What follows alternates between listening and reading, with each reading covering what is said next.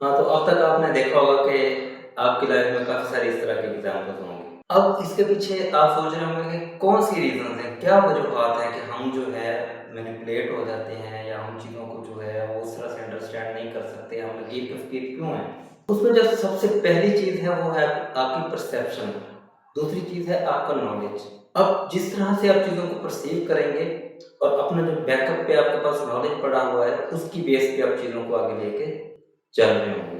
एक चीज़ के बारे में जब आपको इदराक ही उतना ही मिलेगा जितना का आप चाह रहे हो, तो फिर ज़ाहिर-सी बात है आप उसके मुताबिक ही आगे चलोगे।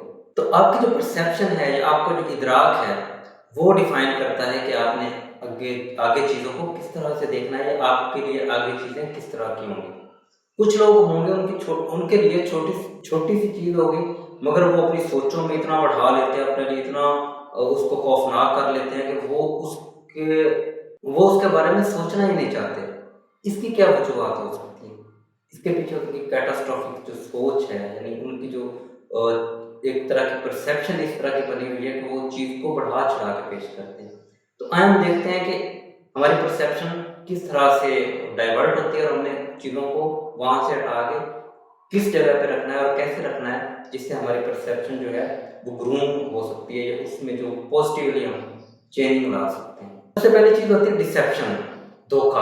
आजकल जितने भी मार्केटिंग टैक्टिक्स हैं, अगर आप उनको उठा के देखें तो उनके पीछे वो डिसेप्शन उन्होंने यानी धोखे की काफ़ी सारी चीज़ों को ऐड किया होता है। जिस तरह से इतने परसेंट एक्स्ट्रा और ये इतने परसेंट लेमन है इसमें और इस तरह की जो चीज़ें होती हैं, वो एक तरह का डिसेप्शन होता है। आप लोगों को सिर्फ़ उस तरफ ले जाने के लिए, आपके माइंड को डाइवर्ट करने के लिए। दूसरी चीज़ होती है सिलेक्टिव अटेंशन, यानी आपका जो फ़ोकस है वो उस छोटी-सी इन्फॉर्मेशन पे रख दिया जाता है जिसकी बेस पे आप आगे चलते हो।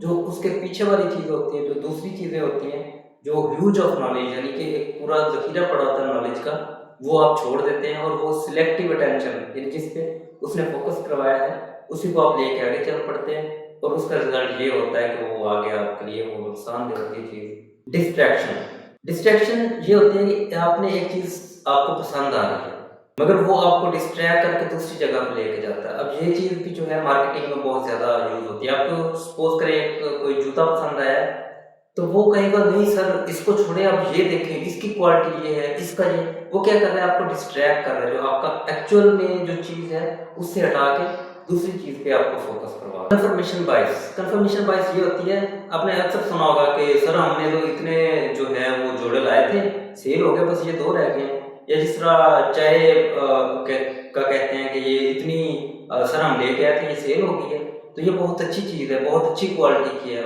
वो क्या होती है? वो आपको होता है कन्फर्मेशन बायस, यानी कि आप कहते हो कि अच्छा यार इतने लोग ले रहे हैं तो मैं भी इस चीज़ को ले लेता हूँ। तो आप यानी कन्फर्मिटी में आके अपनी ज़ाती जो आपकी सोच है या आपकी जो ख्वाहिश है, उसको छोड़ के जो कन्फर्मेशन यानी आप कहते हैं इतने लोग कर रहे हैं तो मैं भी इसको देख ही लेता हूँ। इस चक्कर में आके आप उस चीज़ को जो है जिस तरह आजकल पाकिस्तान की सिचुएशन चल रही है, उसमें बहुत ज़्यादा जो यूज़ हो रहा है वो सेंसरी ओवरलोड का हो रहा है। यानी कि जज़्बाती तौर पे अगले बंदे पे इतना बोझ डाल दो कि वो कुछ कर भी ना सके, कुछ बोल भी ना सके। तो ये जो सेंसरी की जंग होती है ना, ये बहुत डिफ़िकल्ट होती है। हर बंदे के असाब इतने मज़बूत नहीं होते कि वो उसका वज़न उठा सके।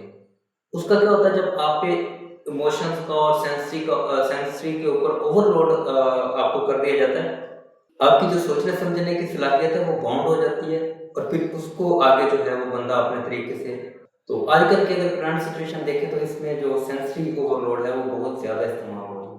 आपने देखा होगा कि जिन लोगों के साथ आपकी अभी न्यू बॉन्डिंग हुई है, नई-नई दोस्ती हुई है, तो वो डिफरेंट तरह के टैक्टिक्स यूज़ करते हैं जिस तरह फ्लर्टिंग जोक्स वगैरह वो एक तरह की टैक्टिक्स होती है कि आपको उस पे यकीन आ जाए, यानी यकीन जल्दी दिलाने के लिए वो इस तरह की टैक्टिक्स यूज़ करता है और जब आप ज़ाहिर बात है ये ह्यूमन नेचर है कि वो जब इस तरह के नेचर में इस तरह के माहौल में आता है, तो वो उसमें एक लाइवलीहुड की जो कैपेबिलिटी है वो बढ़ जाती है और वो अगले बंदे को बहुत ज़्यादा स्पेस देना शुरू कर देता है, जिसकी वजह से काफ़ी सारे मसाइल होते हैं।